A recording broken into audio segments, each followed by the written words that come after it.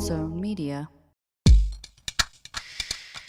Welcome back to Behind the Bastards, a podcast about Mohammed Bin Salman for this week and next week with my former colleague and current friend, David Bell. David. Hello. Hi. Where can the good and bad people on the internet find you? You know, before that, I realized I don't think I've said thank you for having me on. I didn't say that. Oh, you don't need to thank me? I know. It's just the thing you say on podcasts. And it occurred to me. I was like, I didn't even say that. Mm-hmm. Anyway, thank you for having me on. You asked where you could find me. Google Gamefully Unemployed. GAMEFULLY. Unemployed. It's a movie podcast, mostly, and TV. Or watch Some More News, hosted by Cody Johnston. News show, like a talking head news show. I am the head writer over there. I'm bossing people around. Yeah, you're the king over there, just like Mohammed bin Salman. Kind of is in Saudi Arabia. And Dave, I would thank you for being the guest, but I'm going to thank you for watching my cat for half a year that one time, which is much bigger of an ask than being on a podcast. Oh yeah. That cat left a scar on me. I'm pretty sure I still have it somewhere. That's good. She left some on me too. She was a great cat. Well, she didn't have. Yeah, she got a bite on her. Yeah, she got a bite on her. Yeah, she also got along with my cat way more than my current second cat gets along. Yeah, she and Kitten were best friends for like half a year. Yeah. This is an iHeart podcast. Guaranteed human.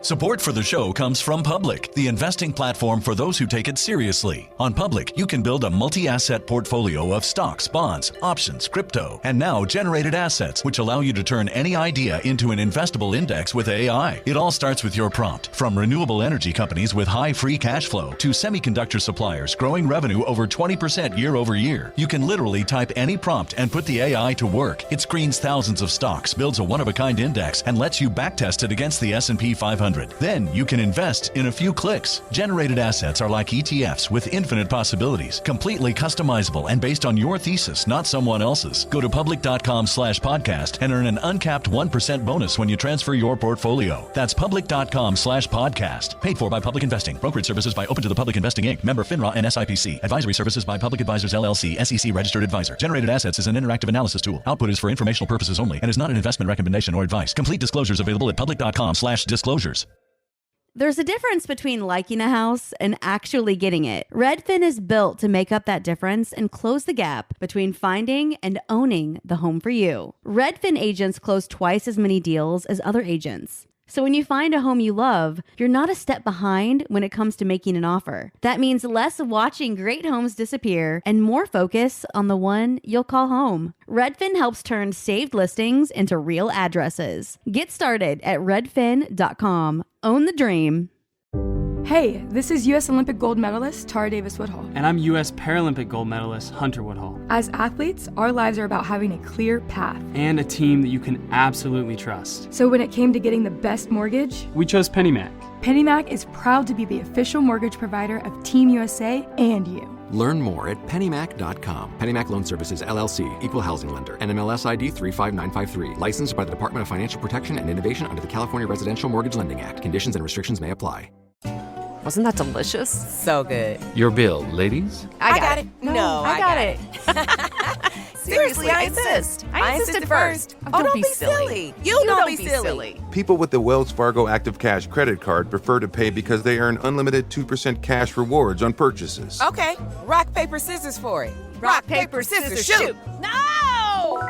The Wells Fargo Active Cash credit card. Visit wellsfargo.com/activecash. Terms apply.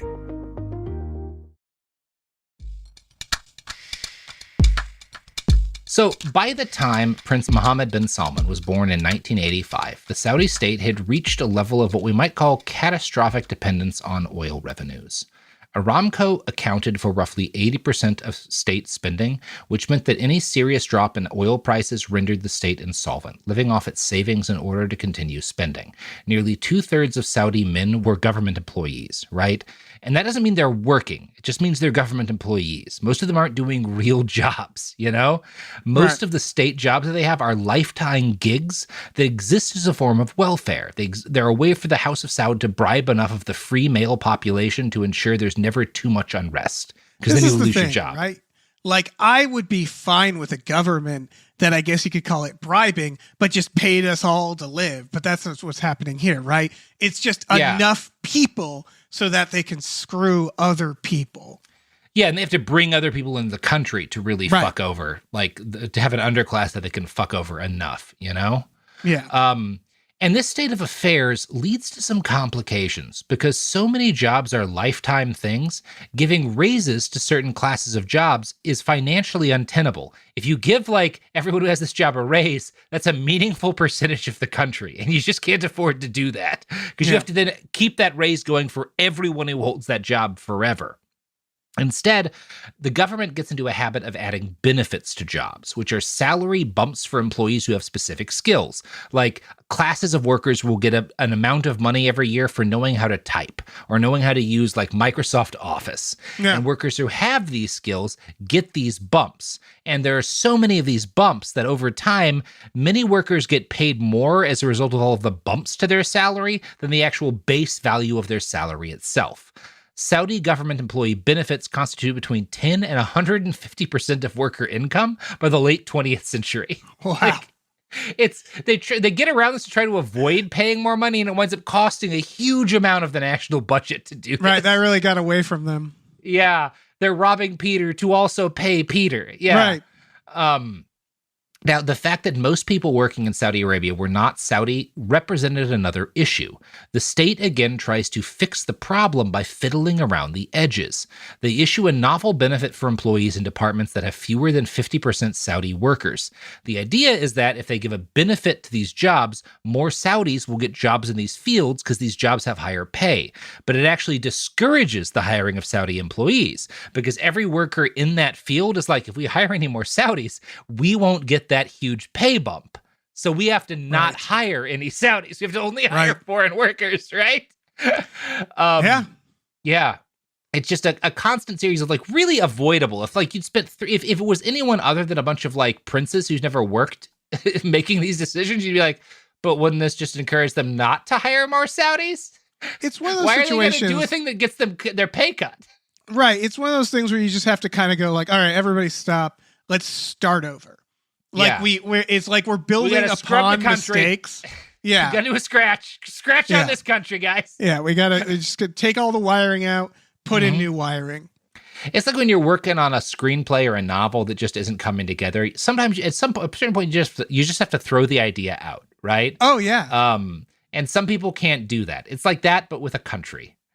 MBS's father, Prince Salman, during most of all of MBS's childhood, is the governor of Riyadh. And Mohammed Bin Salman is the first son of his dad's second wife, because again, he'd had like 6 kids with his first wife, Sultana, but then she gets like this recurrent kidney infection and she can't have any more kids.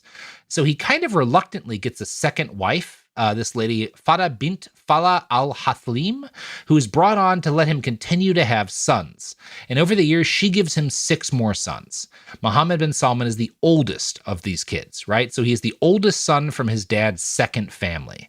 On paper, again, he's the oldest son of the second family, so he should never have wound up anywhere near becoming the king, right? His dad shouldn't have become the king, let alone him. He's even further down the line. He is the 6th son of the original king's 25th son and was literally several generations removed from being in line for the throne. Mohammed bin Salman's early life was, in Ben Hubbard's words, steeped in inherited and unearned privilege. He spends most of his childhood in palaces, socializing with other members of the royal family, almost to the exclusion of anyone else. When he travels from one palace to the other, it's in convoys of armored cars surrounded by bodyguards. He's raised mostly by a mix of nannies and tutors who watch over him on a daily basis alongside servants and other household staff who don't have the power to discipline him in a meaningful way. So most of the people raising him can't punish him. That sounds healthy. That sounds really healthy. Yeah, exactly. Yeah. You can be like, I'm gonna have your family killed. You know that? If you're mean to me. Mm-hmm. That's how you make a monster. Like that's how like you make a monster. Yeah. Yeah, that's like if a group of people were like, hey, you know what would be funny? If we made a monster.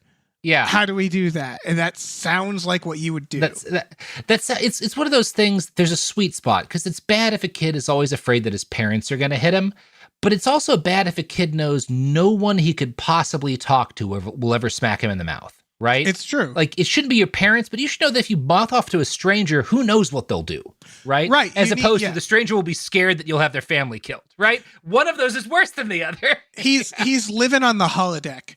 Like, that's what it is. It's a world exclusively built for him. Exactly. You should go deep through life. brain damage. Yeah, you should know that you could get a smack from somebody. Someone. Not your parents, but someone. Yeah. A classmate, some guy at the bar, like that's someone could put you in check if you're out of pocket enough, right? That's important for people. Right, because it seems like you don't want to learn that late. Right. Now, it's a measure of how fucked up this kid's upbringing is that almost no one in his life is allowed to call him by his real name, right? That's how separated from the world this boy is. My God. A handful of close friends and his family members can call him Mohammed Bin Salman, right? To people actually raising him, who are largely servants, which are most of the people he talks to on a daily basis, they call him Tal Umrak. This means literally, may God prolong your life. But a more accurate translation is what people, it's like Your Highness, right? That's what they mean when they call him Tal Umrak, right? In recent interviews, MBS has claimed that his father took responsibility for organizing his and his siblings' educations. They were each assigned a book a week to read and would be quizzed on it. His mother used a lot of the family clout and money to bring in scholars and academics from around the kingdom to lead discussions with the royal family and take her kids on field trips. Per Hubbard's book, MBS, quote, both parents were strict. Showing up late for lunch with his father was a disaster, in Salman's words. His mother was harsh, too. My brothers and I used to think, why is our mother treating us this way? She would never overlook any of the mistakes he made. He later concluded that the scrutiny made him much stronger. MBS is rather unique among the royalty we covered on the show in that we don't have a lot of detail on his early life, right? You get a lot of that with European royalty because there's someone making notes of everything they do for the entirety of their early life, and we don't have that with him. He doesn't say much about his childhood, and the people who would know more were mostly servants and state employees who, again, could be seriously punished if they told anybody, and they never do. We know that Prince Salman, his father, continued to live with his first wife and family in a palace referred to in jest as the White House.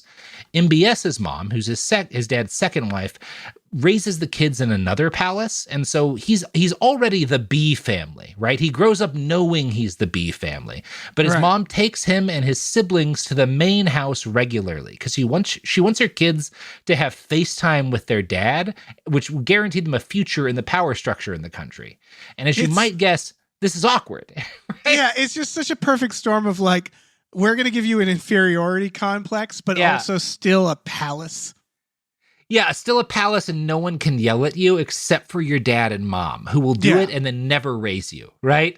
That's all they're there for, is to yell at you. Now, Sultana doesn't like her husband's second family, right?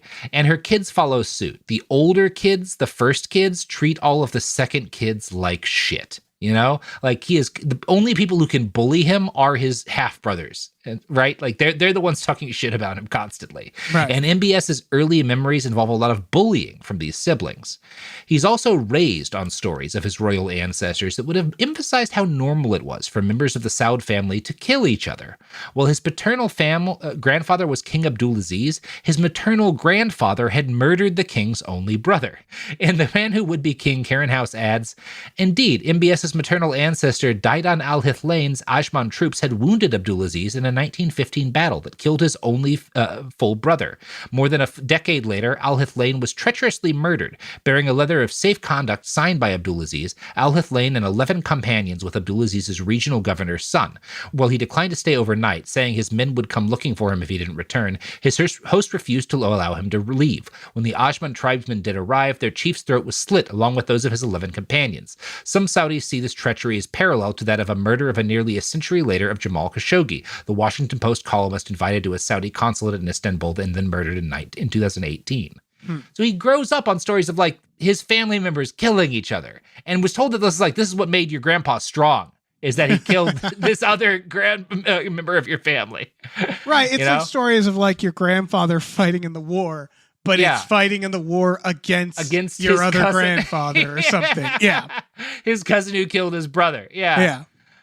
So MBS grows up constantly mocked and derided by his older, more accomplished half-brothers, and he is initially a shy and anxious boy. During a third-grade play, he is so uncomfortable with the idea of performing in front of people that he can't take the stage when the moment comes, even though his dad, the governor of Riyadh, is in the audience to see him. So one of the few times his dad shows up to see him do something, he's like, I got stage fright. I can't show up on stage. Oh, man. Listen, I feel for the kid. Like, I don't want to go on stage either, but man. Yeah.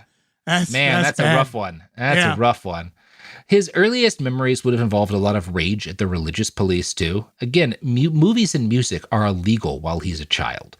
Television exists in Saudi Arabia, but it sucks complete ass because you can't watch a lot of the TV that other people are watching. It's basically just news and boring religious discussions. Yeah, we all grew up with those like weird neighbor kids who didn't have a TV. Yeah. Yeah, and they develop a complex about it. Yeah, that's what happens.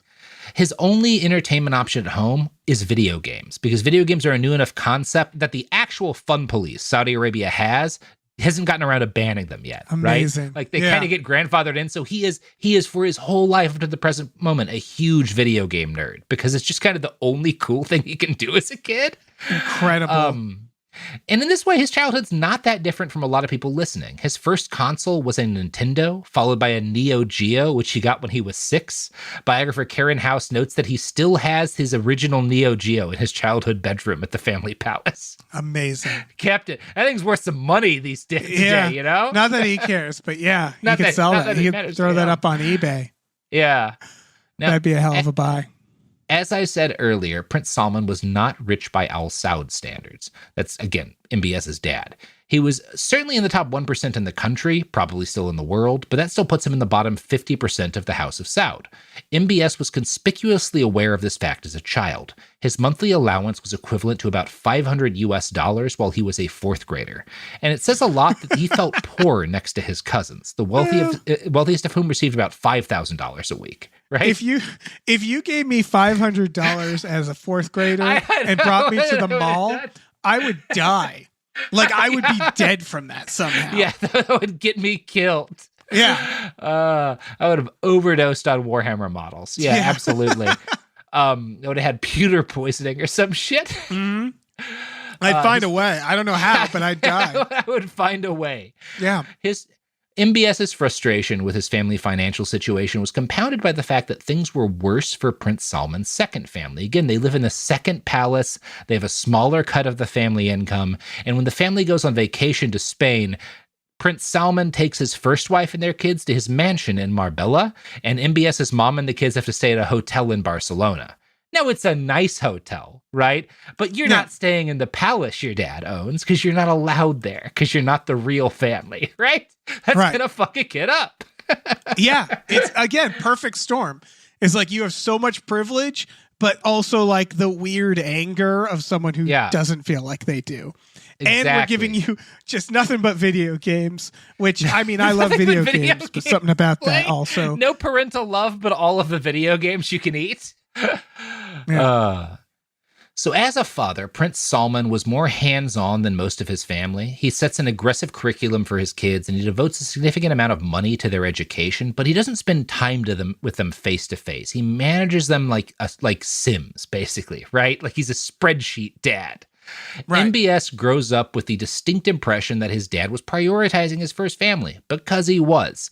He watches with jealousy as one older half-brother becomes the first Muslim astronaut, and another gains international renown for helping American journalists during the first Gulf War.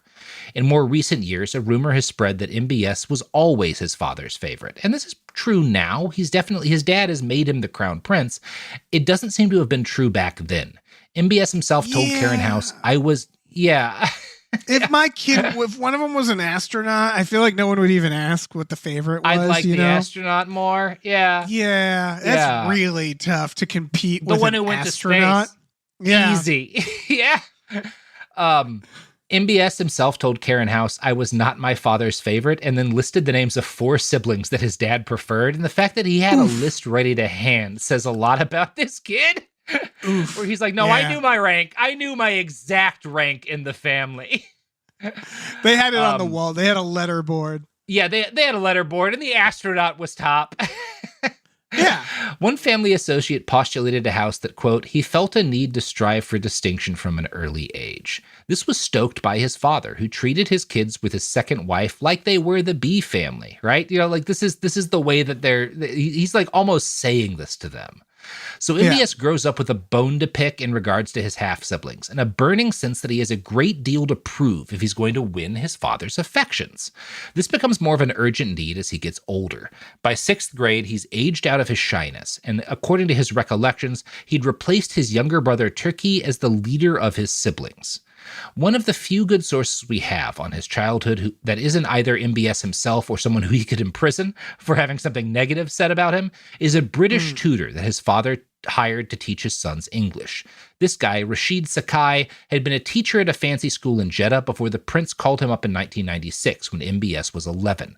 And he's one of our only sources who can be kind of objective about these kids in this period of time. Here's how he describes the family living arrangements when he went to work with the family. And keep in mind, these are poorer members of the royal family.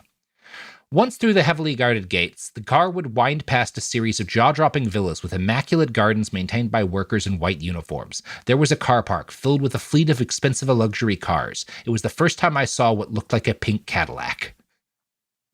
Oh my God. That's his that's his second his second family's house.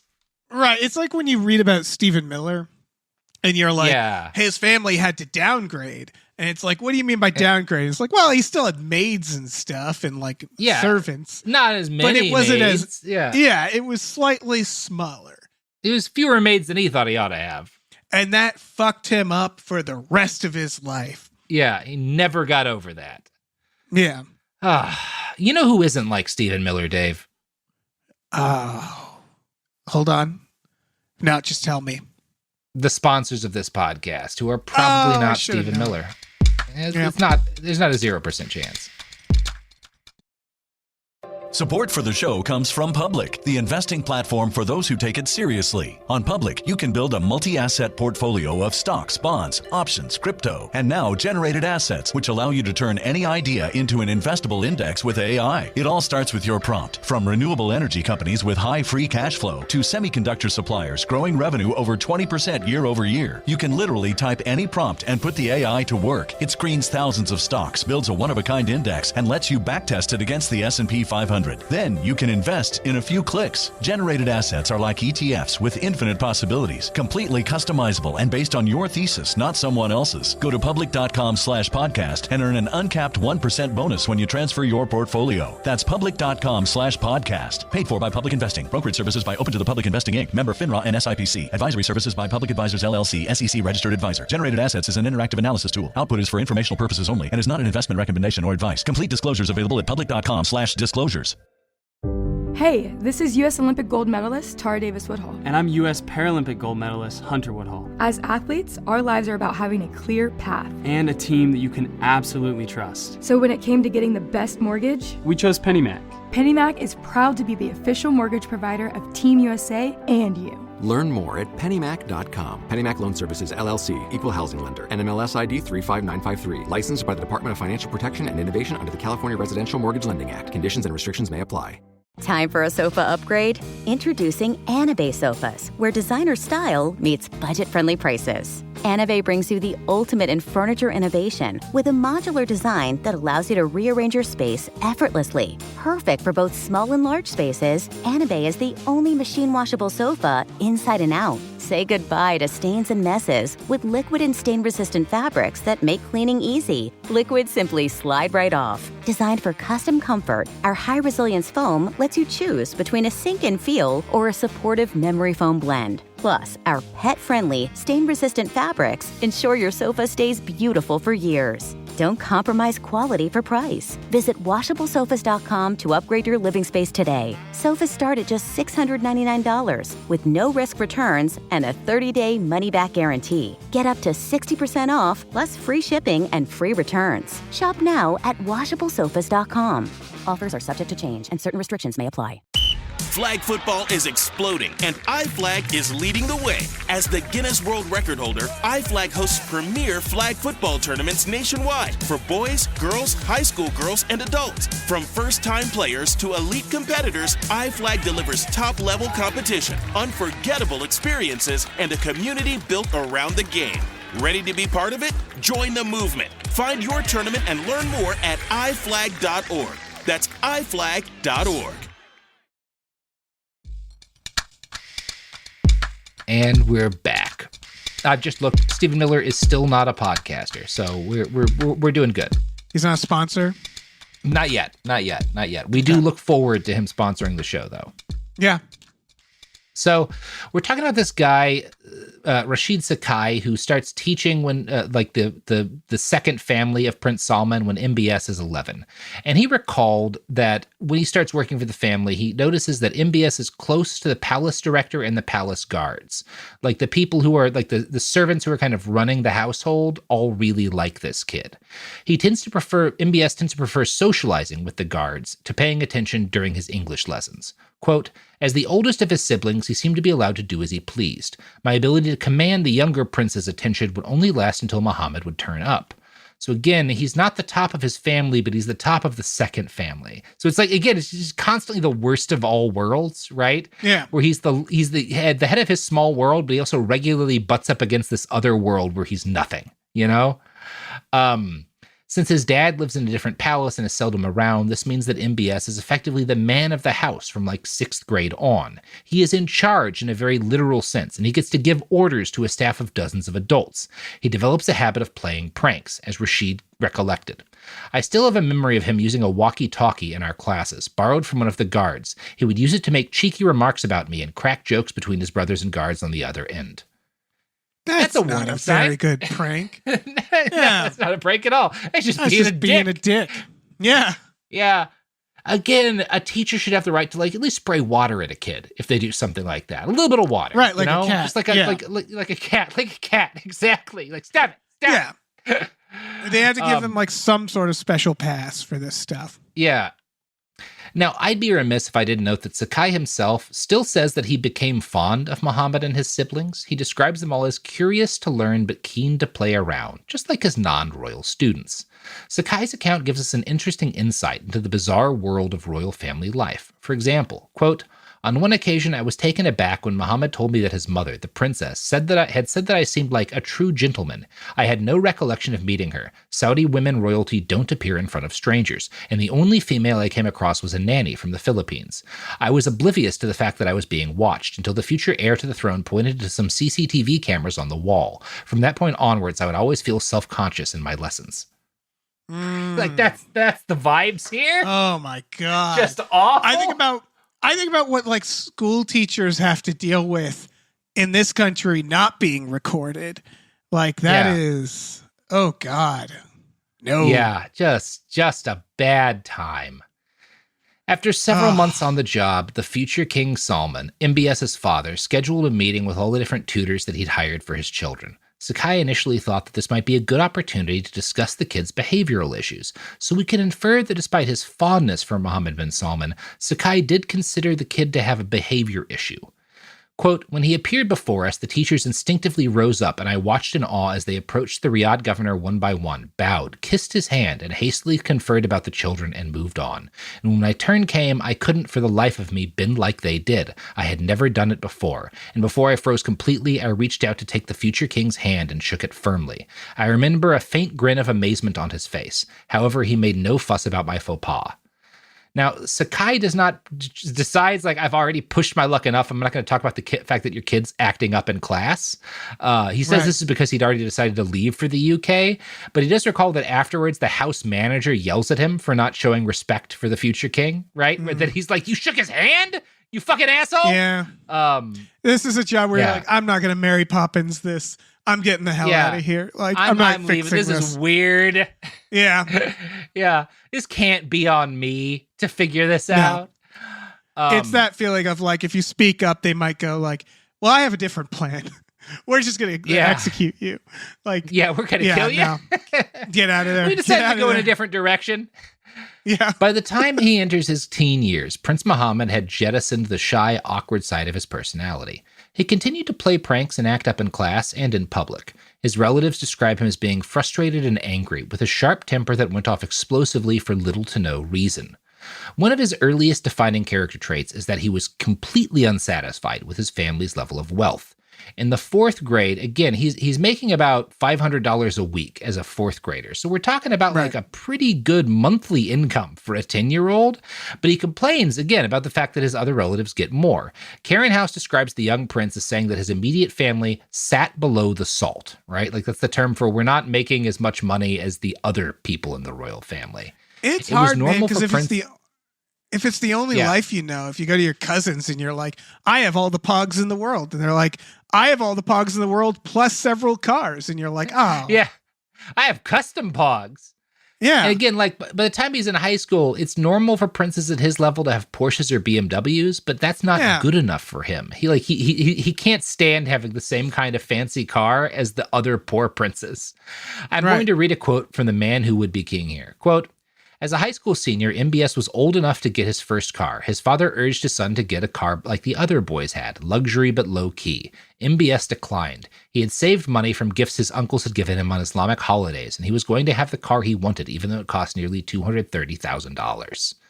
So he buys the car, which is like a fancy Lamborghini, but he doesn't get a lot of time to show it off for long because, I don't know, this may be surprising to you, Dave, 16-year-olds are not ready to drive Lamborghinis. I was literally, my mind was flashing through my history of cars as he was saying that. I'm like, no. That's not what you want to do. That's absolutely, I don't care how much money you have. Yeah. You want something you'll drag race with your friend on the highway or off-road with. Yeah. Yeah, give that kid a Lancer. MBS rear ends some poor fucker in Riyadh and totals his Lamborghini. He has to call a friend to be rescued. He's probably not drunk. He's probably just incompetent. I doubt the person he hits gets to imagine filing a claim against the fucking prince. I would run. Like, I would literally on the street just see him and get the fuck out of there. Yeah. Holy shit. Yeah, what a horrible time. It's like hitting a cop car. Like, fuck. Yeah. Yeah, it's like hitting a dinosaur. You're just like, I need to get out of here right now. That thing is going to kill me. Yeah. There's only one kind of dude driving a Lamborghini in Saudi Arabia right now. Now, the turn of the millennium brings several huge changes to Mohammed bin Salman's life, two of which bring a rapid and unexpected alteration to his chances at reaching the throne. In 2001, Prince Salman's oldest son, Fahd, the guy who'd helped reporters during Desert Storm, dies unexpectedly of a heart condition. His second brother, Ahmed, who's 46, a year later, and like this is the guy who like owned a Kentucky Derby winning horse. He'd been great at shit. He dies at age 44 of another heart-related issue. In his biography, MBS, Ben Hubbard writes, quote, the declared cause in both cases was heart attack, but the underlying reasons were never made clear, right? So were they poisoned? Were they killed? And heart attack in quotes. Just big heart attack in quotes. Yeah. It's a little soft, right? Right. That said, MBS probably wasn't the culprit either way because he's just a kid at this point in time. It would be tough to live in a family like this and then there be an actual like genetic medical issue, because you might not even know. Like, Really? What if it is just heart attacks? And they're like, well, we assume they were poisoned, so we're not going to look into that. I'm not going to go to a cardiologist. Yeah, who knows? They're rich. Are they doing like coke or something like that? I don't know. Does his mom orchestrate? Who's to say? It's entirely possible these are what they seem to be. Whatever the case, this shifts the family dynamics in very short order. For one thing, MBS's dad, Prince Salman, is devastated, as his most prominent biographers tend to agree, right? This presents an opportunity to MBS because his dad has other older kids from his first marriage, but by the time the two oldest sons die, they're all mature adults following their careers and ambitions, while MBS is just 16 years old and has nowhere better to be during his father's time of need and vulnerability than right by his dad's side. So while the other older kids are off doing stuff, MBS starts showing up to support his dad while he's grieving, which is going to immediately put him in a better position, right? It's just, a smart play. It's not hard to see why this pays dividends for him. Yeah, and a convenient one where it might have even naturally happened, where, like you said, everybody else is fucked off doing other things. Right. They don't seem like as interested in the family business, essentially. Yeah, exactly. Now, the main consequence of these deaths isn't just that two names get pulled from the front of the line, it's that MBS and his dad get really close. People note that Mohammed Bin Salman starts following his father to work on a daily basis and gets to watch him do the job of governing the capital. He starts to get a feel for how power works in the kingdom, and he gets a lot of face time with his father. Power players in the state apparatus get used to seeing MBS as well, and he becomes a default part of increasingly large bits of the power structure. One thing he comes to understand is that his father wields power and influence within the Al Saud family. In his article for the Africa Report, Jihad Gillen writes, "As governor of Riyadh, he had access to a small private prison where he could punish any badly behaved relatives for offenses such as public intoxication, unpaid hotel bills in Paris, and reckless driving. I have several princes in my palace at this moment," he bragged to the British writer Robert Lacey. In this way, his position meant that he knew all the secrets, big and small, of the Al Saud clan and possessed incriminating information on many of them. Right? So he's kind of able, his dad is, part of what MBS grows up seeing is his dad is padding his money and is kind of increasing his power by punishing a lot of his relatives who have less power, right? And MBS becomes aware of like, oh, that's how you get ahead in the family, is by getting leverage and wealth over your loved ones. It's like any family. You blackmail the rest of your family. Yeah. Exactly. You put them in the prison you keep for family members. Yeah. Exactly. Everybody needs a cousin jail. You just need one. If I had a cousin jail, believe me, it would have gotten used when I was a kid. Listen, here's the thing, Robert. It can be a shed. Like, it could be anything you need it to be. It's ideally you want like a 10-person cousin jail. If you have a pair of handcuffs, you have a cousin jail. Yeah. Exactly. If you have like a cinder block and some rope, you have a cousin jail. If you really need jail. Yeah. Anyone can have a cousin jail. So Ben Hubbard cites an interview with an anonymous member of the family entourage who claims, quote, MBS's social life centered around using his royal privilege to help build bonds with the people. In the summer, his family would decamp for the Red Sea coast, where MBS would rent a fleet of jet skis for the young men. In the winter, they would set up camp across the desert, where MBS would have the biggest camp, serve roast lambs on huge platters of rice, and keep fleets of buggies for the Bedouin who dropped by to greet the locals.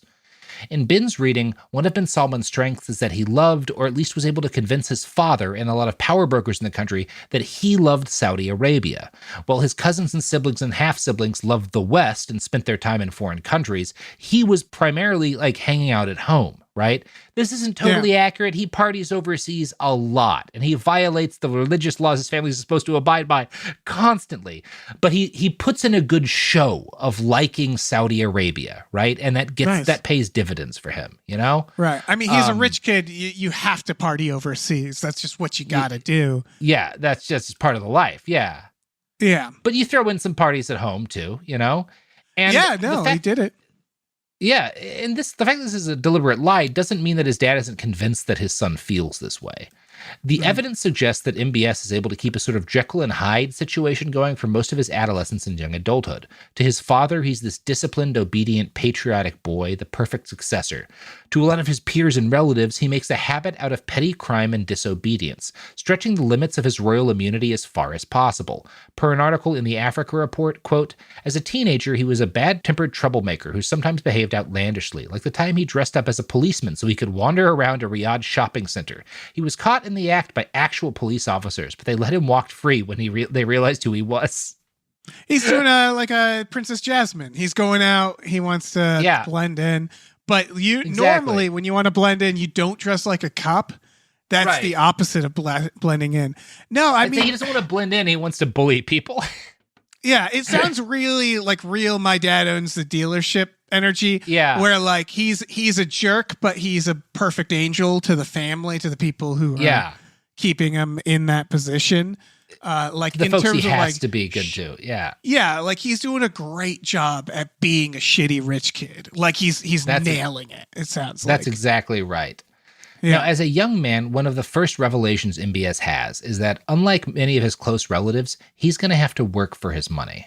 Now, to be clear, he's not going to have to work to have access to a life of luxury and excess. He's guaranteed that as a member of the royal family. But he wants power and influence, and his birthright isn't going to guarantee him that.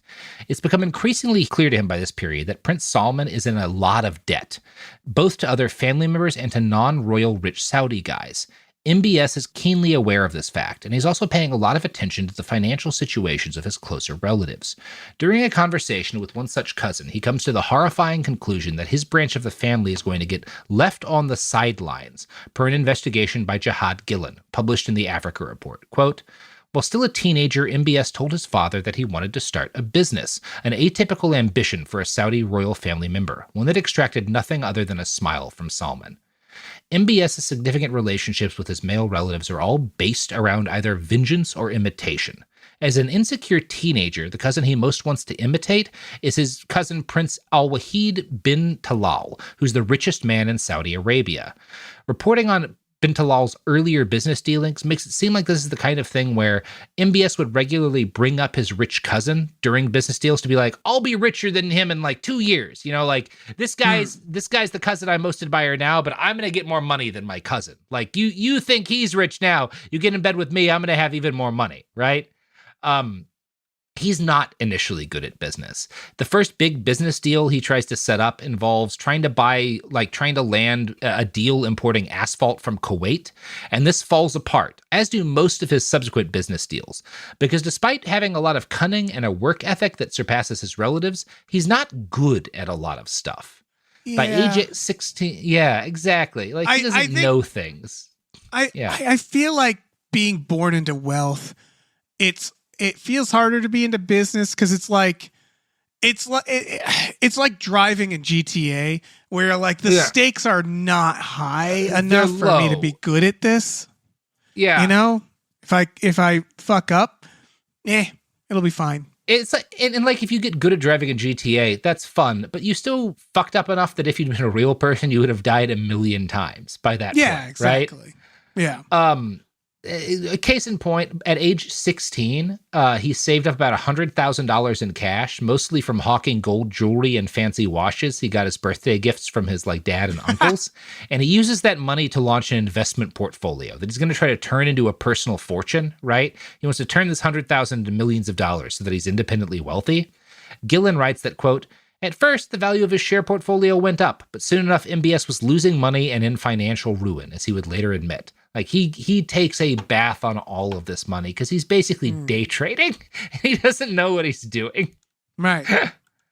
Now, yeah, of course. The greatest advantage, again, just stick that money in an index fund, man. You'd have been fine. Give it to me. You're fine. Just give the money to me. Give the money to Dave. It'll work out just as well for you. Yeah.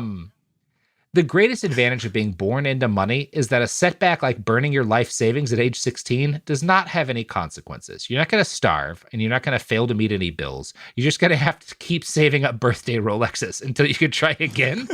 So he does that, and he graduates high school as one of the top 10 students in Saudi Arabia. And I know you're wondering, did he really earn that honor, or was it nepotism? And the best answer I can give is this.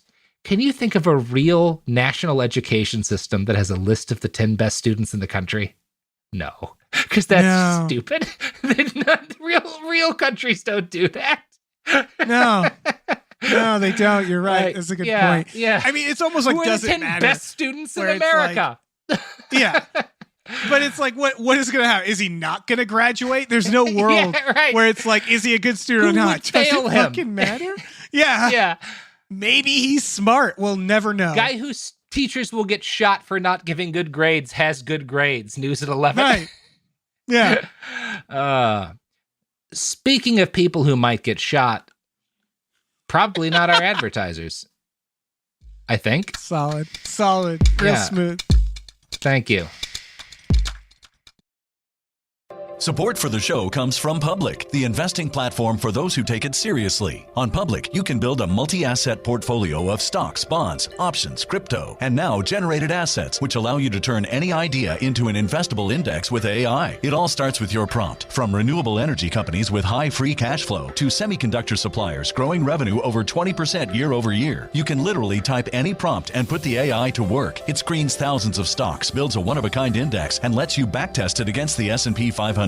Then you can invest in a few clicks. Generated assets are like ETFs with infinite possibilities, completely customizable and based on your thesis, not someone else's. Go to public.com/podcast and earn an uncapped 1% bonus when you transfer your portfolio. That's public.com/podcast. Paid for by Public Investing. Brokerage services by Open to the Public Investing Inc. Member FINRA and SIPC. Advisory services by Public Advisors LLC, SEC registered advisor. Generated assets is an interactive analysis tool. Output is for informational purposes only and is not an investment recommendation or advice. Complete disclosures available at public.com/disclosures. Hey, this is U.S. Olympic gold medalist Tara Davis-Woodhull. And I'm U.S. Paralympic gold medalist Hunter Woodhull. As athletes, our lives are about having a clear path. And a team that you can absolutely trust. So when it came to getting the best mortgage, we chose PennyMac. PennyMac is proud to be the official mortgage provider of Team USA and you. Learn more at pennymac.com. PennyMac Loan Services, LLC, Equal Housing Lender, NMLS ID 35953. Licensed by the Department of Financial Protection and Innovation under the California Residential Mortgage Lending Act. Conditions and restrictions may apply. Sink into affordable luxury. Anabay is the only machine washable sofa, inside and out. With stain-resistant slip covers and a cloud-like frame duvet, everything goes right in the wash. Plus, the modular design lets you change the look of your space anytime. Visit washablesofas.com to upgrade your home. Shop up to 60% off site-wide, with sofas starting at just $699 and a 30-day money-back guarantee. Shop now at washablesofas.com. Offers are subject to change, and certain restrictions may apply.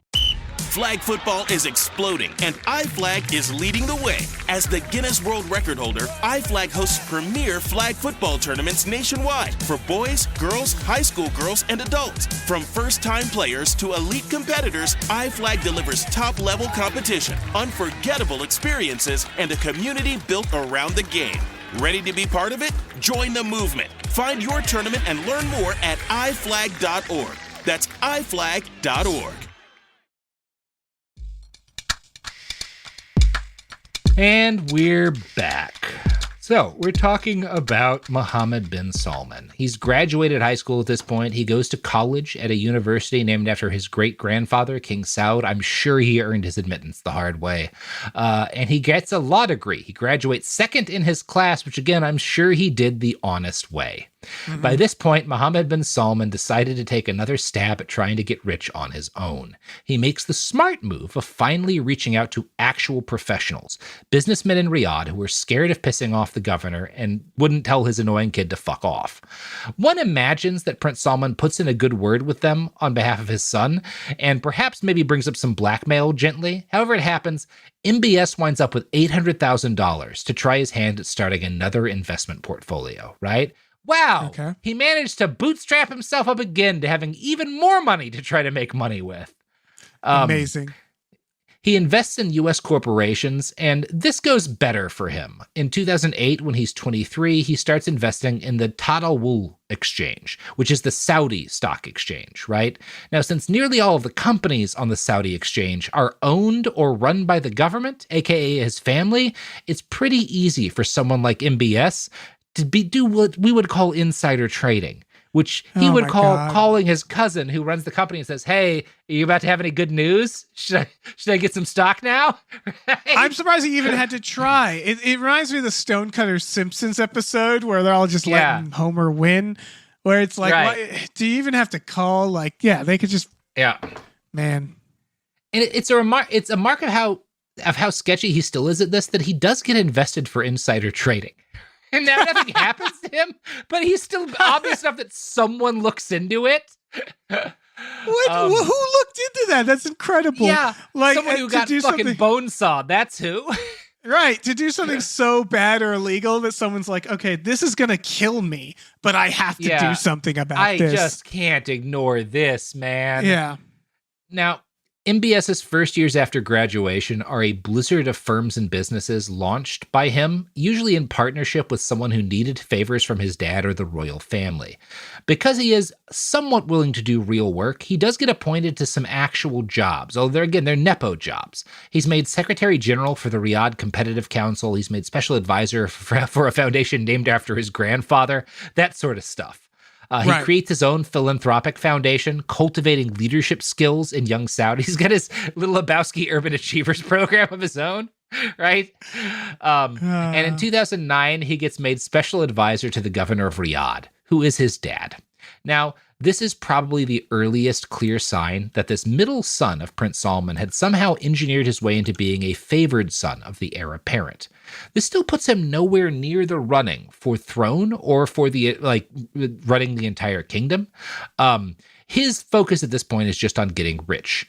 Real estate speculation is finally how he succeeds financially in a big way. Per that article in the Africa Report, quote, MBS teamed up with landowners who agreed to give him a cut of the revenue generated by property sales to build developments on greenfield estates. The business model turned out to be lucrative, and the prince began to amass a small fortune.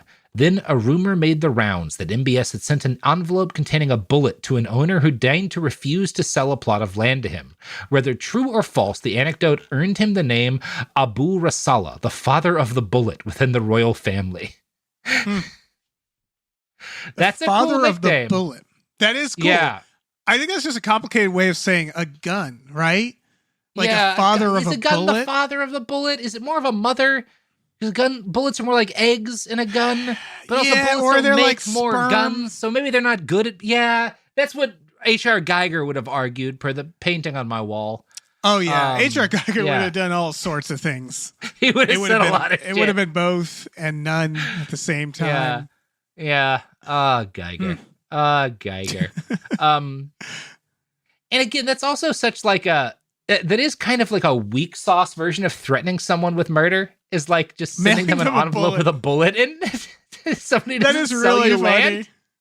Because then there's something like, I guess the thing about mailing someone a bullet is that then you get to imagine that they had to like go out, get some stamps, put the bullet in the envelope, mail the envelope. Like there's just something like kind of silly about that threat where it's almost like too much work.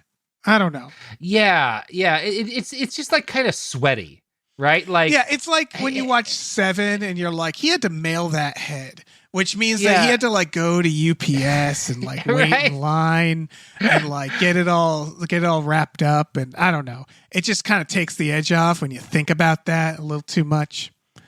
Father of the bullet's cool though. When you get mailed a bullet, do you call and be like, do you want me to like shoot myself? What am I to do with a bullet go like, here? Did you mean to mail me a bullet? Yeah, was this purposefully? Were you sending this to an assassin? like what are we doing here? Yeah, I don't know. It's sweaty. It's very sweaty. His master stroke, like in terms of financial deals, is this deal he inks in 2008 with Verizon. Weirdly enough, that's how MBS gets his major financial success. He takes a minority stake in a joint venture involved with one of his many companies to bring the fiber optic infrastructure to Saudi Arabia, right? This partnership helps boost MBS's growing stature, although it doesn't actually get off the ground, right? This is like one of his big deals and it never happens. But he doesn't get paid for it. And Prince Salman is said to have bragged, "My son made millions for the family," as a result of this. Even though, again, it doesn't work out, right? Like, all that matters is we got paid, you know? Well, Did we get fiber optic? No. Fiber's like Laserdisc. You know what I mean? Where I feel like I was talking to someone like, oh, I can't wait to get fiber optic. And it's like, we have wireless internet now. Like, we're completely skipping over fiber optic. He's like that deadbeat dad who like promises his family, we're getting fiber. And then he just gets like faster dial-up. Yeah. Saudi Arabia. Yeah. Hey, that works too. Yeah. In late January of 2015, King Abdullah died. MBS's father, Governor Salman, had been the crown prince for some period of time, and so he becomes the king after the old king's death. This was noted as being an unusually smooth transition, given the messy circumstances of the Saudi family in general. Yeah. And the fact that this is smooth is seen as there's a kind of an agreement that now King Salman and the old king had. And basically the former king is like, I will make you the king, but you have to appoint these people to positions in the government, right? Who would otherwise be your rivals and agree not to fight them or have like bloodshed with them, right? So they kind of make an agreement before the old king dies to try to spare the kingdom any sort of power struggles. Saudi kings, as you might gather, don't have to follow a strict family line to decide who gets power when they're gone. They get to pick a successor. Salman gets the job because he convinces the old king he was the most capable option, and he promises to do a bunch of stuff that the old king says. Now, he doesn't follow all of these to the letter. Before King Abdullah died, he had picked a crown prince that he wanted to be the crown prince for King Salman, the guy who would succeed if Salman died. And this was Prince Mohammed bin Abdulaziz, who at age 72 was just 7 years younger than now King Salman. I found a write-up by Stephen Matthews who noted, what was interesting about Prince Mohammed becoming crown prince is that he was officially designated in a royal decree by former King Abdullah as next in succession after King Salman. After a further royal decree by King Abdullah stated that Prince Mohammed would become crown prince after Crown Prince Salman became king and cannot be changed by anyone. Now, this doesn't last, right? And there's some speculation that because Mohammed's mom was Yemeni, he was seen as an unacceptable heir. I think that King Salman just kind of knew the guy wasn't going to be a good successor. He was too old. And so after a few months, he picks a more capable successor. And this guy kind of steps aside. And the man he picks for the job is not his son, but his nephew, Mohammed bin Nayef, otherwise known as MBN, a very capable man who would have the misfortune of being the first person targeted for destruction by Mohammed bin Salman, who's going to succeed him as the crown prince. And we will tell that story in part 3. How you feeling so far about this kid, Dave? Optimistic? No warning signs, no red flags. Seems fine to me. None at all. I'm sure it'll go fine. Yeah. Nobody's sawed up. No, it'll be good. Nobody's sawed up. He's mailed a bullet to some guy. I'm sure that's the worst thing he'll do. Yeah. I mean, listen, that's like real teenage edgelord stuff where it's like, I can see someone doing that here. I could see, like if you I don't know. At least you get a free bullet, Yeah. I wonder what kind it was, bullet. I guess. Yeah. You could sell that to like a child. Doesn't know how much a bullet costs. They'll give you anything. They don't know that that's not worth that much money. Yeah. Well, David, you got any pluggables to plug before we roll out here? Same as before. Gainfully unemployed. Some more news. Google those things if you feel like it. Yeah. Google those things if you feel like it. And if you don't, still do it. Blue Sky, I guess. Okay. Movie Hooligan. Why not? I'm not really on it, but, I'm on it. Yeah. Anyway, find Dave on the internet, harass him on the internet, find him on the street, talk to him there. Mail me a bullet. Mail Dave a bullet. If enough people mail me a bullet, I'll have a shitload of bullets. That's right. I have no guns, but... Yeah. Those are as good as money. You could pay your rent in bullets in some places. You actually probably can't. That might be illegal, but try paying your rent in. No, they probably would take that as a threat. Yeah. Well, Dave, I think that's going to be all for those of us here at Behind the Bastards and those of us here at David Bell. Until next week, continue not living in Saudi Arabia, unless you live in Saudi Arabia, at which point, good luck. In which case, good luck, I guess. Either way, whatever. Yeah. And have fun. Have fun. Behind the Bastards is a production of Cool Zone Media. For more from Cool Zone Media, visit our website, coolzonemedia.com, or check us out on the iHeartRadio app, Apple Podcasts, or wherever you get your podcasts. Behind the Bastards is now available on YouTube. New episodes every Wednesday and Friday. Subscribe to our channel, youtube.com/@BehindTheBastards. Tired of spills and stains on your sofa? Wash away your worries with Anabay. Anabay is the only designer sofa that's machine washable inside and out, starting at just $699. Plus, Anabay sofas are pet-friendly, stain-resistant, and feature changeable slip covers and modular pieces. Get up to 60% off site-wide with a 30-day money-back guarantee. Visit washablesofas.com to get yours now. That's washablesofas.com. Offers are subject to change, and certain restrictions may apply. Flag football is exploding, and iFlag is leading the way. As the Guinness World Record holder, iFlag hosts premier flag football tournaments nationwide for boys, girls, high school girls, and adults. From first-time players to elite competitors, iFlag delivers top-level competition, unforgettable experiences, and a community built around the game. Ready to be part of it? Join the movement. Find your tournament and learn more at iflag.org. That's iflag.org. Discover a spectacular island destination with crystal blue seas, endless sunshine, and the cool Bahamian breeze. Baha Mar, located in Nassau, Bahamas, offers your choice of 3 luxury hotels: the richly refined Rosewood, the playfully hip SLS, and the stylishly modern Grand Hyatt. With over 45 restaurants, bars, and lounges, Baha Mar serves up delicious dining from world-renowned chefs like Daniel Boulud and Marcus Samuelson. Nightlife venues like the new John Batiste Jazz Club, and the Caribbean's most luxurious casino. At Baha Mar, you'll find every pleasure under the sun and one-of-a-kind experiences for the entire family, like Baha Bay, our 15-acre lush tropical water park, interactive wildlife experiences, including our daily flamingo parade, world-class golf, tennis, spa, and so much more.